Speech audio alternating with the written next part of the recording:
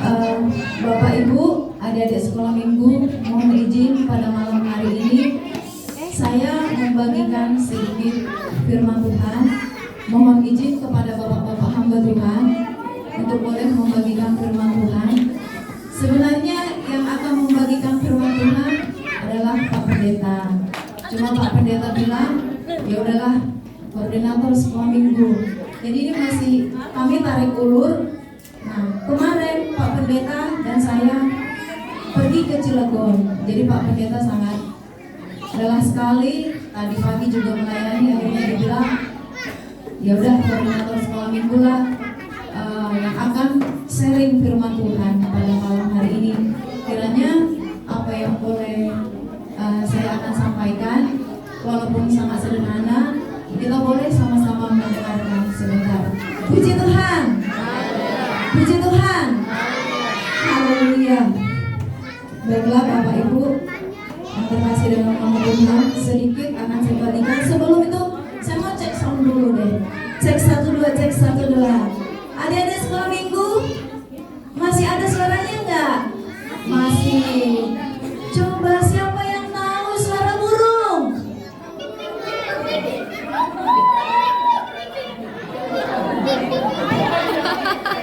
Salah ya. Suara burung gimana coba? Suara kucing gimana? Meong gitu ya. Suara harimau. Suara singa. Suara anak Tuhan. Sebentar. Suara anak Tuhan. Oke, kalau dibilang suara anak Tuhan, siapa yang merasa anak Tuhan di sini? Langsung kencang suaranya, haleluya gitu ya. Ya belum, dicek sound dulu. Cek dulu ya, cek dulu. Suara kucing. Suara apa ya? Suara burung. Suara harimau. Suara anak Tuhan. Haleluya. Berarti kalau sudah jawab haleluya, berarti sudah siap mendengarkan firman Tuhan.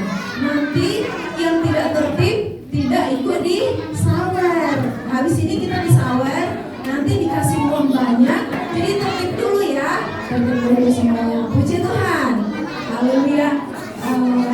Sekarang kita coba baca. Kita sama-sama baca dari kitab Mazmur 127 ayat 3 sampai 5. Yang ngomong ibu suruh untuk ngajar di depan. Yang ngomong ibu guru suruh untuk ngajar firman Tuhan di depan. Siapa yang mau ngajar firman Tuhan depan? Mau? Jelita mau?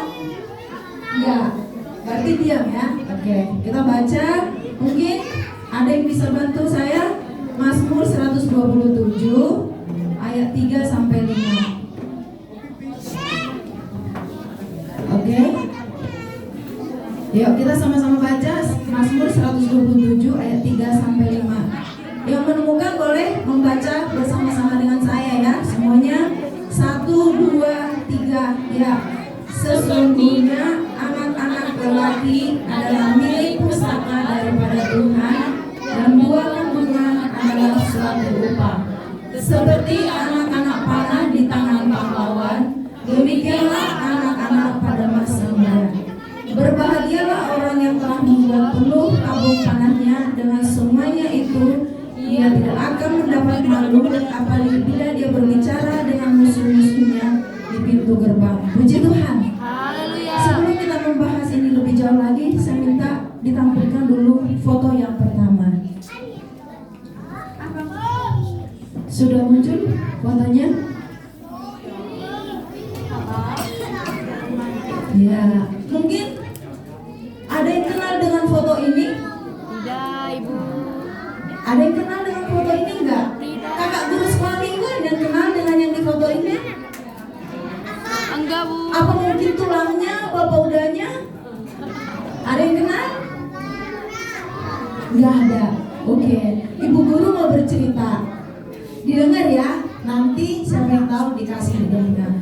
di foto ini namanya Pablo Escobar. Siapa adik-adik?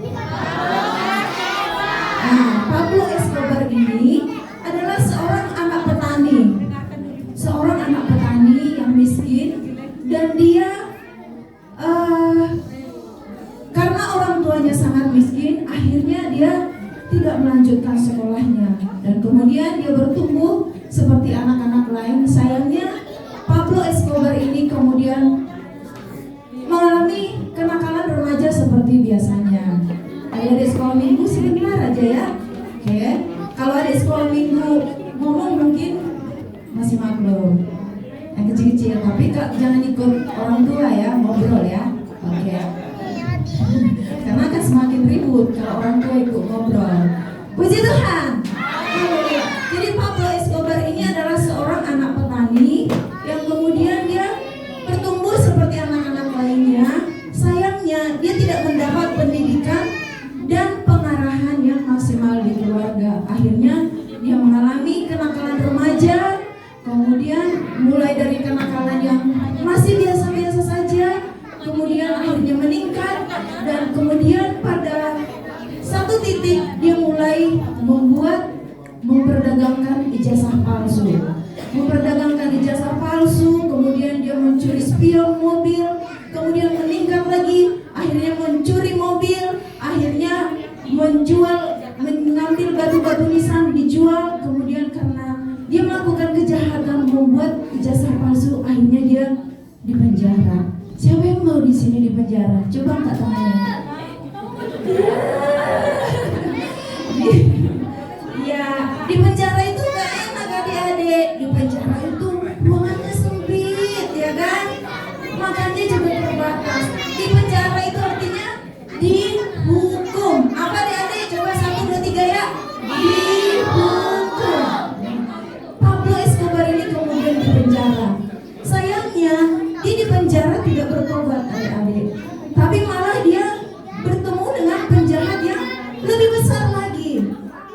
Akhirnya sampai di penjara dia bertemu dengan bandar narkoba. Akhirnya dia setelah keluar dari penjara, dia memperdagangkan narkoba mulai dari partai kecil sampai partai besar, sampai akhirnya mengimpor dan mengekspor barang-barang haram tersebut. Jadi Bapak Ibu, seorang petani yang ingin merubah hidupnya, tetapi dia melalui jalan yang sesat. Dan akhirnya Bapak Ibu, sejarah mencatat hingga saat ini Pablo Escobar adalah bandar narkoba terbesar di dunia, sekaligus orang penjahat terkaya hingga saat ini di dunia. Jadi boleh nanti di searching siapa nih Pablo Escobar. Coba yang gambar yang kedua Bang. Ada yang kenal yang di foto ini? Bapak Ibu ada yang kenal di foto ini? Oh, Ibu guru Pesilayer katanya tahu. Siapa Bu? Enggak. Siapa yang kenal yang di foto ini? Iya, yang di foto ini namanya adalah Sudono Salim atau Lim Siu Liong. Siapa dia adik? Lim Siu Liong. Ada yang tahu ceritanya ini? Mau Ibu ceritakan? Mau. Nah, yang tadi pertama Pablo Escobar itu anak siapa? Anak petani. Yang kedua ini Lim Siu Liong ini anak siapa? Anak petani. Sama-sama anak petani. Anak petani, dan pada usia 15 tahun Lim Siu Liong ini putus sekolah karena orang tuanya tidak punya uang untuk sekolah. Adik-adik di sini ada yang tidak bersekolah karena nggak punya uang? Coba angkat tangannya. Iya. Iya, besok minta uang sama bapak untuk jajan di sekolah ya. Maksudnya mungkin dia pergi ke sekolah nggak dikasih uang jajan kali. Ayo tepuk tangan dulu buat Tuhan Yesus. Iya, anak-anaknya cerdas. Ya. Nah, Lim Siu Liong ini pada usia 15 tahun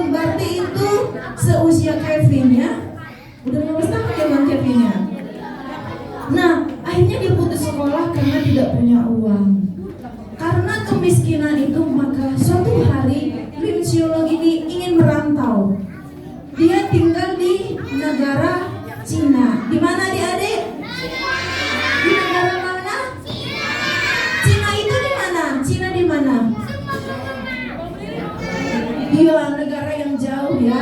Nah, akhirnya dia ikut kakaknya ke Indonesia untuk merantau dalam keadaan miskin. Nah, sampai di Indonesia, Lim Siulong ini mengerjakan berbagai pekerjaan, berbagai apa saja dikerjakan oleh Lim Siulong ini, mulai dari buruh sampai jualan, kemudian berdagang kecil-kecilan. Nah, dimulai dari berdagang kecil-kecilan, akhirnya Lim Siulong ini dia punya usaha sendiri. Nah, suatu hari usahanya bangkrut. Setelah bangkrut dia coba lagi. Begitu terus si Lim Siulong ini mencoba memulai usaha-usaha baru. Adik-adik, bapak ibu, ada yang tahu sekarang dia punya perusahaan atau tidak? Punya. Adik tahu nama perusahaannya enggak? Enggak. Wah. Siapa yang pernah pergi ke Bank BCA? Wah. Ngapain ke Bank BCA? Ambil uang banyak ya? Iya. Oke, itu bercanda ya, bercanda. Anak Tuhan tidak mungkin maling. Nah, akhirnya Lim Siulong ini mempunyai perusahaan banyak. Bisa dibilang Bank BCA, PT Indofood. Siapa yang pernah makan Indomie? Nah, Indomie itu salah satu perusahaannya yang difoto ini. Siapa yang tadinya namanya difoto? Ya, pokoknya dijawab ya. Artinya dia kreatif, nggak ada malu-malunya, nggak takut. Dia Indomie, Indofood, PT Indosemen, dan Salim Group. Dan sejarah mencatat Bapak Ibu bahwa Lim Siulong ini pernah menjadi orang terkaya nomor 1 di Indonesia. Puji Tuhan. Wah, luar biasa ya. Tadi ada 2 orang sama-sama anak petani miskin. Satu melesat berubah menjadi orang terkaya, yang satu juga melesat menjadi orang terkaya juga. Yang tadi yang satu petani miskin melesat menjadi orang yang hebat, yang satu juga melesat menjadi orang hebat. Tapi ada perbedaannya Bapak Ibu. Siapa yang tahu perbedaannya? Yang satu dengan yang satu lagi. Ya, puji Tuhan, berikan tepuk tangan. Iya, benar. Kedua anak ini sama-sama punya background anak petani miskin. Sama-sama melesat menjadi orang hebat. Sama-sama melesat menjadi orang terkaya dan hebat di bidangnya masing-masing. Tapi yang membedakan mereka adalah satu hebat menjadi orang jahat, satu hebat menjadi berkat kepada banyak orang. Puji Tuhan. Haleluya. Kita belajar dari foto yang ketiga, Bang.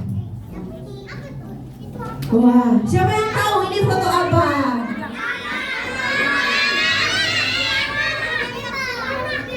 Panah. Betul. Ada lagi? Siapa yang tahu? Pemanah, benar. Anak panah benar. Pemanah benar. Ada yang tahu lagi? Anak pemanah. Iya, semuanya benar. Ini adalah gambar seorang pemanah yang memegang busur dan anak panah. Ya. Jadi anak panah itu adalah yang direntangkan seperti ini. Ya, adik-adik coba dibuat tangannya begini. Coba dibuat tangannya begini. Nah, yang dibuat begini di gambar itu adalah anak panah. Oke, sebelum kita lanjutkan ya, coba agak berdiam diri sebentar. Sebentar aja.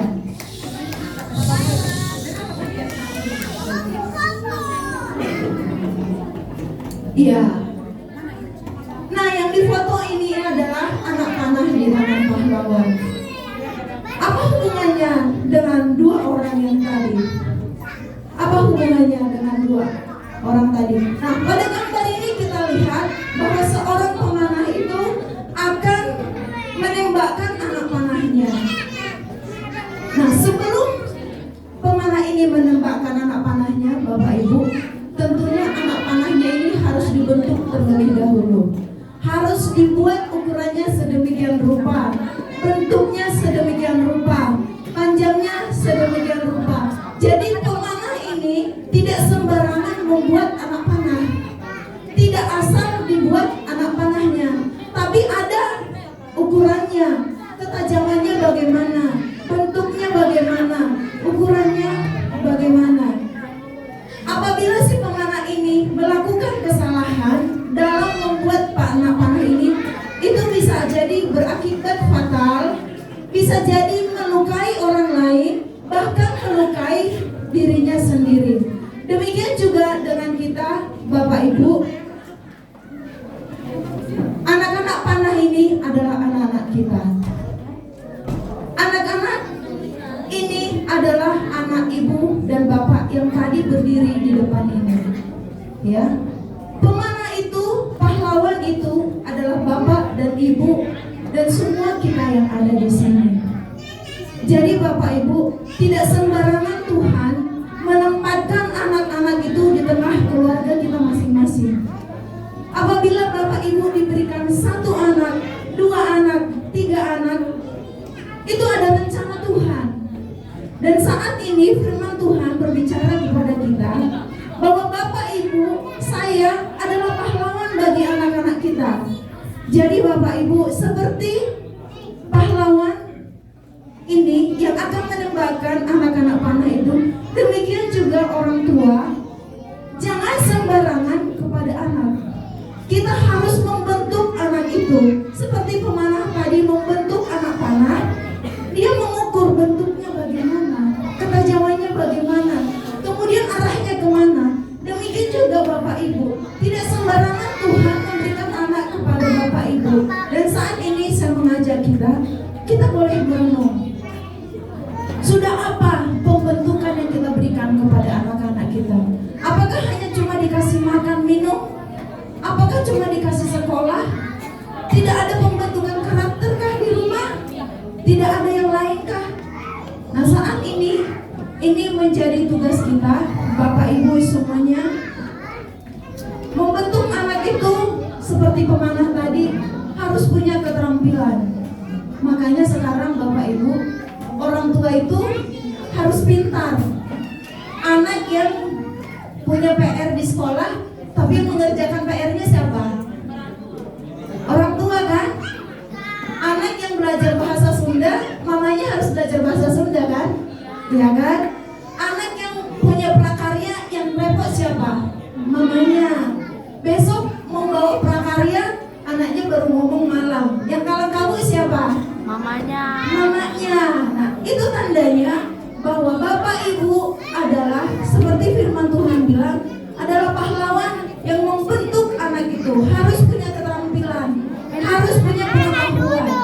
Jadi Bapak Ibu tidak hanya sekedar memberikan asupan makanan minuman yang bergizi, tapi juga harus punya keterampilan, harus punya pengetahuan, baik itu tentang kesehatannya, tentang yang lain-lain, terutama di bidang kerohanian. Puji Tuhan. Dan saat ini saya mengajak Bapak Ibu untuk merenung sejenak. Apakah Bapak Ibu sudah layak disebutkan firman Tuhan ini sebagai pahlawan bagi anak-anak Bapak dan Ibu?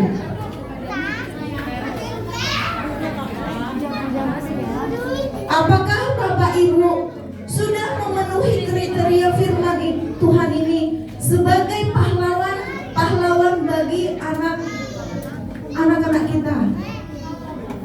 Pahlawan itu harus punya keterampilan seperti yang tadi yang saya bilang ya.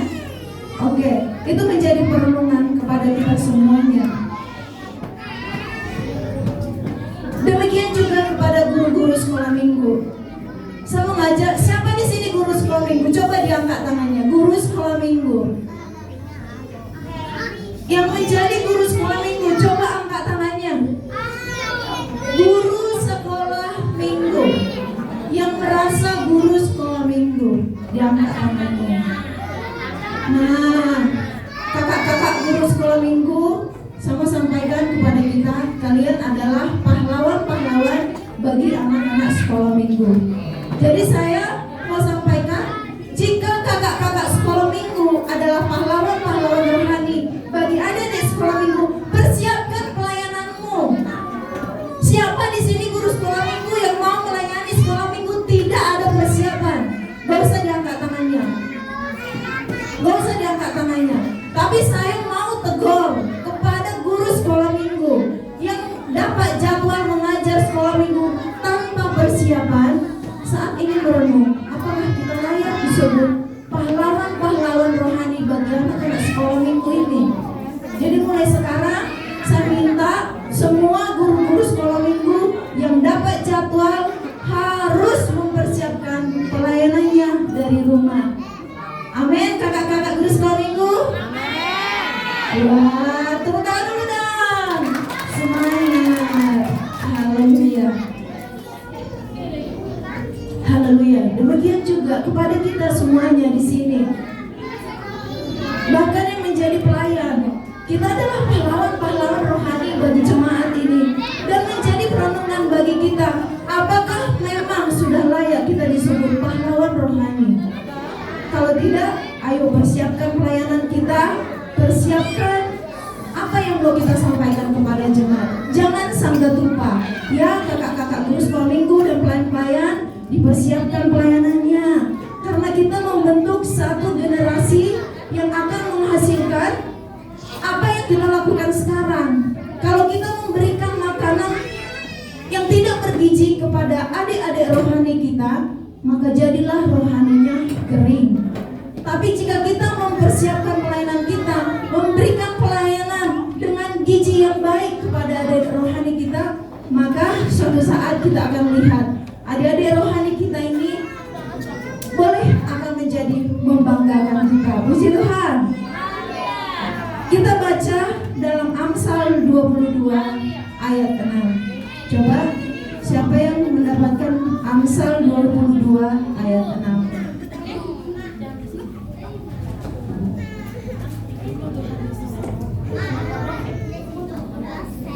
Ada kakak guru sekolah minggu mungkin bisa dibacakan, Kak?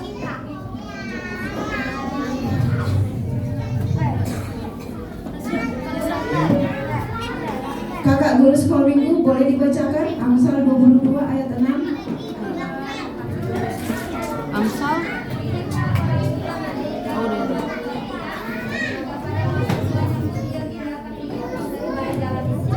Puji Tuhan.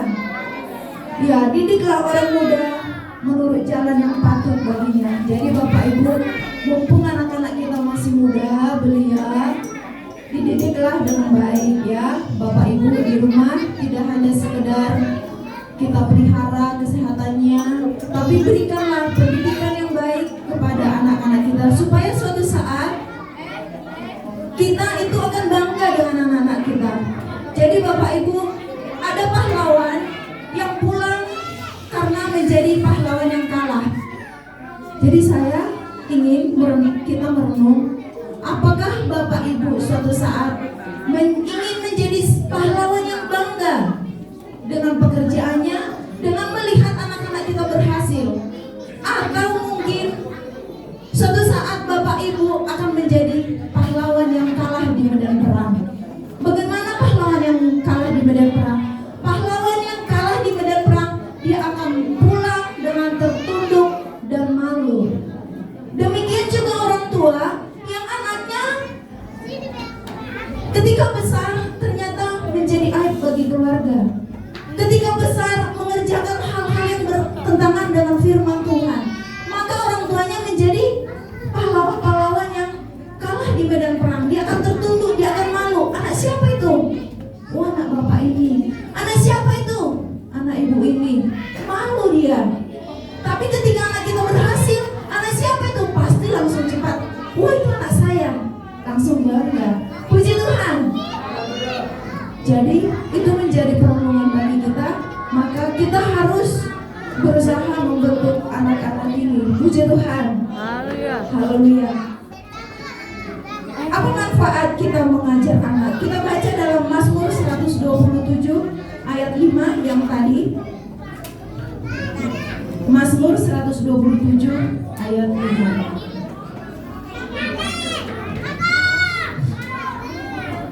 Berbahagialah orang yang telah membuat penuh tabung panahnya dengan semuanya itu. Dia tidak akan mendapatkan malu apabila dia berbicara dengan musuh-musuh itu terbang. Puji Tuhan. Seperti yang saya terangkan tadi bahwa anak-anak panah itu adalah anak-anak kita. Ketika kita berhasil mendidik mereka seperti kata firman Tuhan, maka dia akan berbahagia. Orang yang berbahagia adalah anak-anaknya yang berhasil di jalan Tuhan. Tapi ketika anak-anaknya melakukan hal-hal yang tidak berkenan kepada Tuhan, maka dia akan malu dan tertunduk. Saya tidak mau kita semua menjadi orang-orang seperti itu, tapi kita akan melakukan yang terbaik untuk mendidik anak-anak kita supaya suatu saat kita akan disebutkan berbahagia. Haleluya. Nah, saat ini saya mengambil jeda waktu sebentar. Adik-adik sekolah minggu, saya minta semuanya berdiri. Yang namanya anak sekolah minggu, berdiri semuanya coba. Ayo. Yang namanya anak sekolah minggu, berdiri semua coba. Oh, berdiri di tempat masing-masing. Berdiri di tempat masing-masing. Dengan suara keras ikutin ibu guru ya. Siapa nih adik? Belum. Siapa nih adik? Siap. Ikutin ibu guru ya. Mama, bapak, engkaulah pahlawanku. Sekali lagi, lebih kencang dari tadi supaya didengar mamanya. Ada mamanya lagi di situ jauh. Lebih kencang. 1, 2, 3 ya. Mama, bapak, engkaulah pahlawanku. Sekarang adik-adik sekolah minggu semuanya tanpa ibu guru. 1, 2, 3 ya.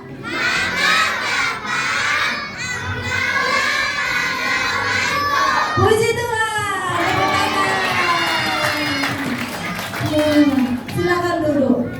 Bapak Ibu, itu adalah suara anak-anak kita yang masih sangat polos. Mungkin saat ini mereka tidak mengerti apa yang mereka ucapkan itu. Tapi itulah sebenarnya bahwa kita adalah pahlawan bagi anak-anak kita. Ya Bapak Ibu, kita harus mulai dari sekarang berikan yang terbaik buat anak-anak kita. Nah terakhir, bagaimana mungkin kita bisa menjadi pahlawan buat anak-anak kita? Bagaimana caranya? Orang saya aja nggak sekolah, saya aja nggak mengerti pendidikan, saya aja nggak mengerti bagaimana mendidik anak. Bagaimana saya harus menjadi pahlawan? Bapak Ibu, kita juga adalah anak-anak Tuhan. Amin. Amin. Tuhan Yesus adalah Bapa kita. Amin. Amin. Kita adalah anak-anak Tuhan. Berarti kita juga anak pahlawan di tangan Tuhan. Orang-orang tua berarti apa? Harus dengar-dengaran kepada firman Tuhan. Puji Tuhan. Bapak Ibu, sebelum kita bisa menjadi pahlawan bagi anak-anak kita, maka kita juga pertama sekali kita akan memberikan hidup kita kepada Tuhan seturut dengan firman Tuhan, dan izinkan Tuhan mendidik Bapak Ibu sesuai dengan firman-Nya sehingga kita boleh memperoleh pengetahuan bagaimana harus mendidik anak-anak kita. Puji Tuhan. Haleluya. Enggak panjang-panjang kok saya sampaikan ya, karena masih ada tari-tarian. Ini closing ya buat kita semuanya. Closing. Coba adik-adik diam dulu cuma hitungan 10 detik. semuanya. Cuma hitungan 10 detik ya. Closingnya Bapak Ibu buat kita semuanya. Jadilah kita menjadi pahlawan-pahlawan rohani bagi anak-anak kita. Dan jika kita mau menjadi pahlawan bagi anak-anak kita, maka kita juga harus mau tunduk untuk dibentuk oleh firman Tuhan. Sebab Tuhan itu sendiri yang akan menjadi pahlawan rohani bagi kita. Jadi itu ada siklusnya Bapak Ibu. Dan yang kedua, kesimpulan yang kedua, saat ini tentunya semua kita pernah pada posisi sebagai anak. Walaupun saat ini mungkin kita sebagai orang tua, tapi saat ini kita juga punya posisi sebagai anak. Di malam Natal ini saya minta kita semuanya, siapa yang mungkin ya masih mempunyai orang tua di sini, masih mempunyai orang tua di sini ya, diberikanlah yang terbaik buat orang tua kita. Siapa yang masih punya orang tua di sini? Coba angkat tangannya. Wah, banyak juga yang nggak punya orang tua ya. Puji Tuhan, yang masih punya orang tua di malam Natal ini, di momen Natal ini, berikan yang terbaik buat orang tua kita. Bukan masalah mahalnya, mungkin sekedar kita telepon juga itu sudah menjadi pengobat bagi orang tua kita. Puji Tuhan, haleluya. Dan mungkin buat anak-anak di sini ya, satu lagi closing terakhir. Adik-adik, siapa yang punya orang tua, yang selain orang tua ya, yang masih single, muda-mudi, remaja, anak sekolah minggu, siapa yang masih punya orang tua? Coba angkat tangannya. Yang masih muda-mudi, single, remaja, yang masih punya orang tua, yang single ya. Iya, turunkan tangannya. Ya, taat ya, dengar-dengaran kepada firman Tuhan. Taat kepada orang tua. Saya perhatikan, sekaligus ini teguran buat adik-adik kami.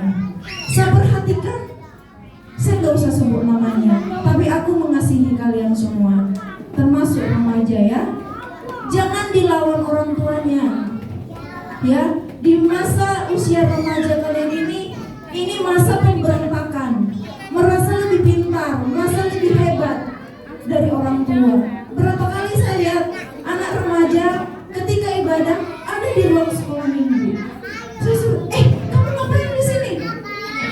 Main game di ruang sekolah minggu. Wah, mulai saat ini saya nggak mau ada anak remaja atau pemuda main game entah dimanapun ketika ibadah berlangsung. Puji Tuhan. Ya, pulang dari tempat ibadah ini, semua anak sekolah minggu, remaja, pemuda, renungkan ya firman Tuhan ini. Taat kepada orang tuamu, sebab orang tuamu itu adalah pahlawan dari dalam hidupmu. Mungkin kau lihat orang tuamu itu sederhana, tidak ada sekolahnya, nggak perlu didengarin bapak. Apa sih taunya bapak itu? Duitnya aja nggak ada. Apa sih taunya mama itu? Ngatur-ngatur aja. Nah, adik-adik semuanya, bagaimanapun bentukan orang tua kita itu, apakah dia cakep, apakah dia punya uang atau tidak, itulah orang tua kita yang menjadi pahlawan dalam kehidupanmu. Puji Tuhan. Nah, siapa yang mau malam hari ini komitmen mau taat dan dengar-dengaran kepada orang tua? Coba angkat tangannya. Yang masih single, siapa yang kau tak komitmen, Kevin? Ya, yang belum menikah, angkat tangannya semuanya. Coba ikutin ibu guru. Saya berjanji. Lebih kencang suaranya. Saya berjanji. Mau taat kepada orang tua. Karena mereka adalah pahlawanku. Puji Tuhan. Tidak banyak yang saya sampaikan pada malam hari ini. Intinya adalah Bapak Ibu, kita adalah pahlawan bagi anak-anak kita. Jika kita mau menjadi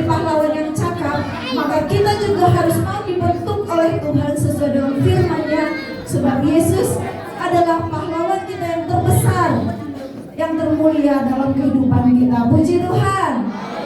Closingnya, saya minta anak sekolah minggu berdiri sekali lagi. Closingnya, anak sekolah minggu berdiri semua. Semuanya anak sekolah minggu.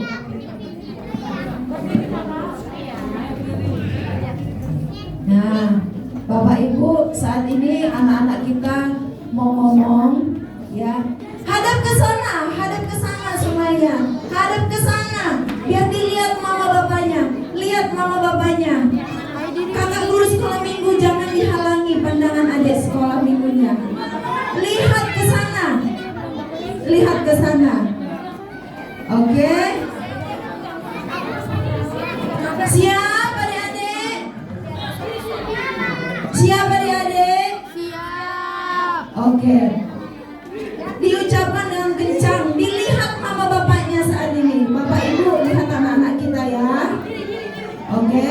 Ikutin ibu guru. Mama bapak, engkau adalah pahlawanku. Sekali lagi lebih kencang. 1, 2, 3 ya.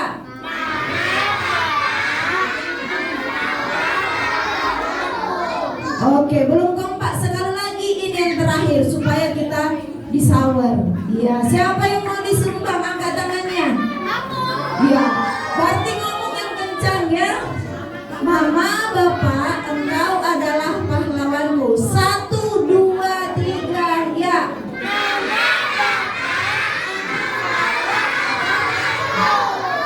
Puji Tuhan, berikan kemuliaan bagi Tuhan. Haleluya. Silakan duduk adik-adik.